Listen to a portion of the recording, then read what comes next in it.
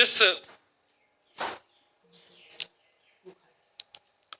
धोबी ने सीता जी पर प्रश्न चिन्ह उठाया, जब भगवान स्वधाम जाने लगे अपनी लीला पूरी करके, तो कहते हैं अयोध्या में जितने लोग थे सबके लिए विमान आया, पर उस व्यक्ति के लिए नहीं आया जिसने हमारी आचार्य पराम्बा जगदम्बा किशोरी जी पर प्रश्न उठाया। सबके लिए विमान आया, सब अपने अपने विमानों पर बैठ करके जाने लगे। तब राम जी ने अंत में कहा, पुष्पक विमान में राम जी और पूरा राम दरबार बैठा। राम जी ने हनुमान जी से कहा, हनुमान एक काम करो। बोले क्या?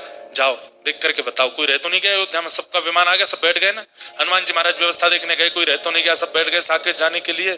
तभी हनुमान जी ने देखा कि सरजू जी के तट पर वो धोबी रो रहा है।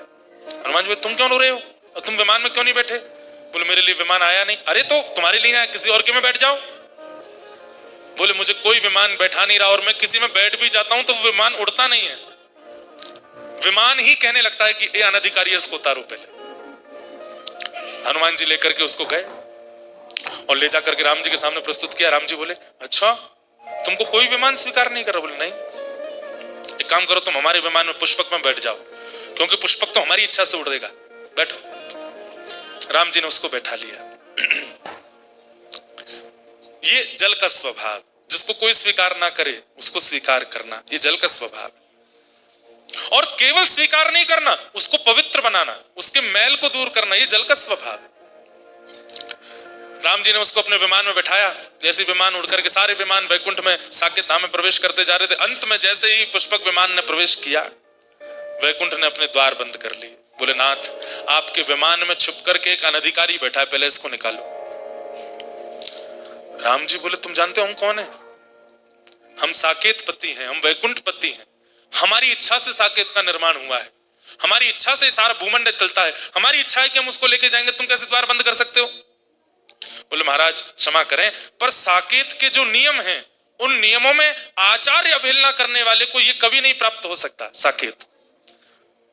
और इसमें अगर स्वामी भी चाहेंगे तो भी साकेत उसको स्वीकार नहीं करेगा जो आचार्य अवहेलना करके आया है। आप इसको उतार दीजिए। तो वो धोबी रोने लगा। बोले राम जी आप मुझे उतारी दो। बोले सुनो, तुम एक काम करो, तुम साकेत में तो नहीं जा पाओ, देखो तुमने गलती अपराध है तो तुमने किया है, सीता जी पर प्रश्न चिन्ह उठाया तुमने, गलती तो है तुम्हारी। बोले जी तुम एक काम करो, हम इंद्र से बात करते हैं, तुम स्वर्ग में रह लो, स्वर्ग तो अच्छा है। ठीक है। भगवान ने इंद्र को बोला, इंद्र इसको लेकर के जाओ। इंद्र ने अपना मुकुट उतार करके राम जी के चरणों में धर दिया। बोले अभी इस्तीफा देता हूं, इसको नहीं लेके जाऊंगा। आचार्य अवहेलना करने वाले को अगर स्वर्ग ले जाना पड़ेगा तो मैं अपने आचार्य, अपनी इंद्र पदवी से इस्तीफा दे दूंगा। बोले भाई मैं कह रहा हूं, मेरी आज्ञा नहीं मानो, आप चाहे जो कहिए सब करेंगे हम, पर हमारी सिया जी पर प्रश्न चिन्ह उठाने वाला, लक्ष्मी जी पर उंगली उठाने वाला, इसको स्वर्ग में स्थान दूंगा मैं। वो आदमी बोला मुझे छोड़ दीजिए राम जी, अब क्या? नहीं नहीं रुको, हम रुको, कोई बात, हम शिव जी से बात करते हैं, भूत प्रेत हैं वहां पे, वहां तो रह लोगे, हम शंकर जी से कह देंगे तुमको बढ़िया व्यवस्था दे देंगे, शिव लोग चले जाओ। शिव जी बोले मेरा त्रिशूल तैयार है, भेजो इसको, खंड खंड कर दूंगा इसके, लेकिन इसको शिवलोक में नहीं रहने दूंगा।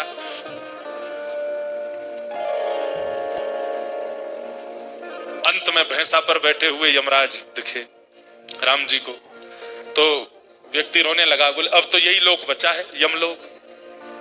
हे नाथ कोई बात नहीं, मैं यमलोक ही चला जाऊंगा। नहीं कोई बात, तुम यमलोक चले जाओ, पर यम यातना तुमको नहीं भोगनी पड़ेगी, वहां रहने का स्थान तो मिल ही जाएगा तुमको। हम बोल देते हैं यमराज जी से, यमराज जी, बोले जी इसको तेल में मत पकाना, इसके साथ में उल्टे सीधे काम जो तुम्हारे नरक में होते हैं वो सब इसके साथ मत करना।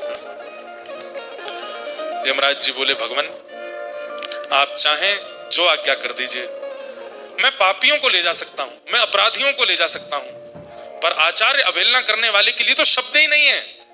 ये पापी भी नहीं है, ये दुष्ट भी नहीं है, ये राक्षस भी नहीं है, ये उनसे भी गया गुजरा है।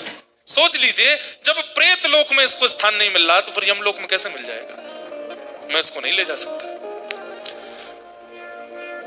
सोचिए, आचार्य अवहेलना करने वाले के लिए साकेत लोक से लेकर के यमलोक तक के द्वार बंद हो गए। अरे प्रेत योनि में भी स्थान नहीं मिल रहा है, मतलब प्रेत भी उससे पवित्र हैं जो आचार्यों की अवहेलना करता है। अब वो रोने लगा, मैं कहां जाऊं? राम जी को उस पर इतनी दया आ गई। राम जी बोले रुक। बोले क्या? मैं दूसरा साकेत धाम बनाता हूं, उसमें मैं और तू दोनों रहेंगे। और राम जी ने अपनी भ्रगुटी टेढ़ी की, एक और साकेत धाम बना दिया। और जैसे ही उसमें ले जाकर के रहने लगे, सब देवी देवता प्रकट हो गए। बोले नाथ ऐसा नहीं, नहीं तुम लोग जाओ, चलो यमराज जी तुम यमलोक ही संभालो, शिवलोक ही संभालो, तुम इंद्रलोक ही संभालो, और साकेत रह तू प्रसन्न, मैं नहीं रहूंगा अब तेरे पास। अरे मेरी आज्ञा नहीं मान रहे हो? राम जी को क्रोध आ गया, मैं कह रहा हूं इसको स्वीकार करो तो क्यों नहीं कर रहे हो?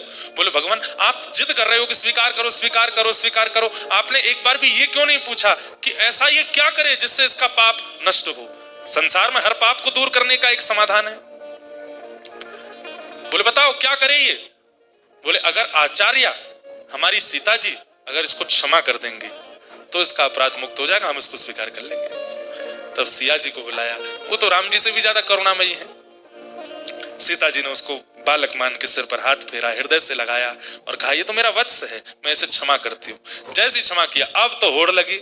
इंद्र कह रहे मैं लेके जाऊंगा, यमराज कह रहे नहीं नहीं मेरे पास आएगा, मैंने कह दी तेल में नहीं पकाऊंगा तुझे। शिव जी बोले बेटा भूत प्रेत तेरी रखवाली करेंगे, चल तू शिवलोक चल ले। साकेत बोले ये तो यहाँ रहेंगे। अब सब उनको मांगने लगे। इससे दो बातें प्रकट हुई। पहली बात कि राम जी कितने शीतल स्वभाव के हैं। जल का स्वभाव क्या है? जिसको कोई स्वीकार नहीं करता उसको जल स्वीकार करके पवित्र कर देता है। ठाकुर जी ऐसे ही हैं। बंधुओं, मंदिर में जाने से पहले एक बार अपने आप से पूछिए, क्या हमने ऐसे कर्म किए हैं कि हम बद्रीनाथ भगवान को इस शरीर से देखें? क्या हमने अपने जीवन में बहुत पवित्रता का ध्यान रखा है जो हमको गर्भगृह के बाहर बैठा करके हमसे पूजा कराई जाए? हम उस लायक भी नहीं है कि हम बद्रीनाथ भगवान के सामने खड़े हो सकें, लेकिन फिर भी हम खड़े होते हैं, देखते हैं, दर्शन करते हैं, प्रसाद पाते हैं। क्यों? क्योंकि वो हमारे अवगुण नहीं देखते।